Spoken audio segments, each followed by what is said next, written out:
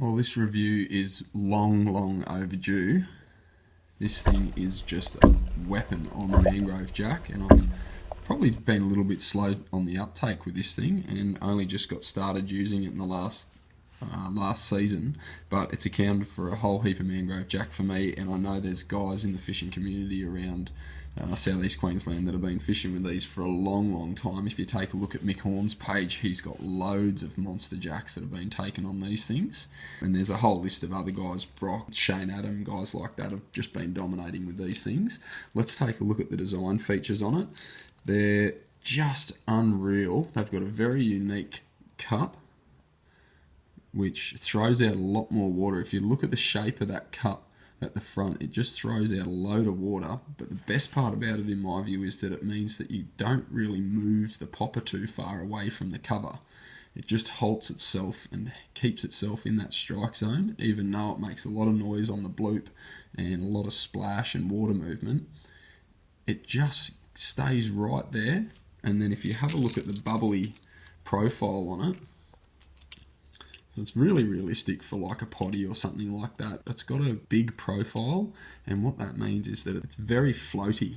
When you'll notice when you use these things, and this is one of the design features that sets it apart from a lot of other poppers on the market that jackfishers are using in and around heavy cover, is that once you pop this thing, it takes a while for it to get back to a stationary position on the paws. When you're using it, you pop it and it'll go under the surface or grab a whole heap of water, and then as it's settling, it'll just sort of fade into a position and then just sort of wobble back up and just sit there. Nice God, and it's just too much for a lot of these big fish, and they just grab it. So it's a really unique sort of a popper from what I've been using. It's very easy to cast. It's quite heavy, even though I said it's very floaty. These things are really easy to throw around and cast at distance. Have a look at the externals on it. You can see there it's got that double raised gill plate on the side there with the distress gill, and then that holographic eye there. You can see that in natural light. I'm not sure if you're going to be able to pick this up, but in natural light it just shines really well and throws out bars of light. And then you can see that scale pattern, which is synonymous with Lucky Craft, that injured scale pattern going down to a etched scale pattern. Then underneath it's just fairly basic. You can see that. The heavy terminals in there are great, and it's got a feather teaser tail at the back. The hooks, you can see they're fairly strong. They're size 4s, and I'd say they're probably 2 times strong trebles.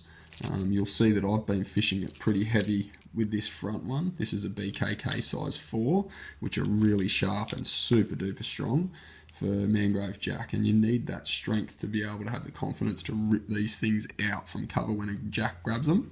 One of the other things you'll notice is the deep rattle, which you can't quite pick it up when I'm just showing it around, but on the water you can hear it, that deep sound with those balls in there as you pull it along.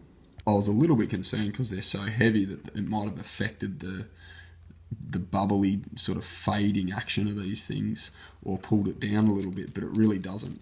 So you can upgrade the trebles on these things and they continue to work just as well as they, come out of the pack as. It's the G-Splash 80. There's a 60 as well.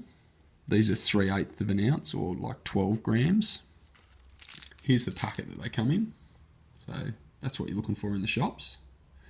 And they come in some really good colours. This gold one's my favourite. There's just loads of great colours. I've seen the red one slay loads of good jack, and there's another really natural sort of a green finish with a fleck through it. One of the drawbacks is, I don't even know if it's a drawback, because I love to see battle wounds and hook rash and scars from jacks just chomping down on these things. But yeah, the paint tends to come off fairly easily once you start loading up on some fish,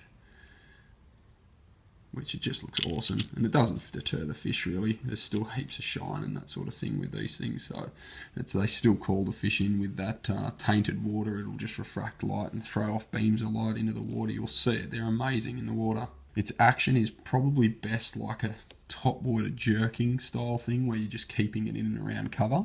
They still work well at high speeds, but that's the way that I use it, is just that stalling technique. I think there's some retrieving footage of me hooking up with this thing, and you might be able to pick up that I've just let it sit there and then the jack's just come up and crunched it. We're in it here. Got it. That's Jack. You can just, God, you can tell when they just belt it hard like that. Come here, you little beauty. Oh, I'll grab it on this G-Splash. You beauty. Such a gorgeous fish. You'll get Saratoga and bass in the fresh. Even cod will take this because of the blooping noise that it can call them up with. And then trevally, mangrove jack, barra. They'll just catch a range of fish. I think I paid $24 for these in the shops. I just love using them in low light conditions, really early morning around heavy cover. Late in the season, you'll tend to see more guys getting onto bigger fish late in the season with these top water lures, especially when there's a prawn run, for example. But give yourself a chance to lose your nerve. Throw one of these things around. It's the Lucky Craft G-Splash. Yep.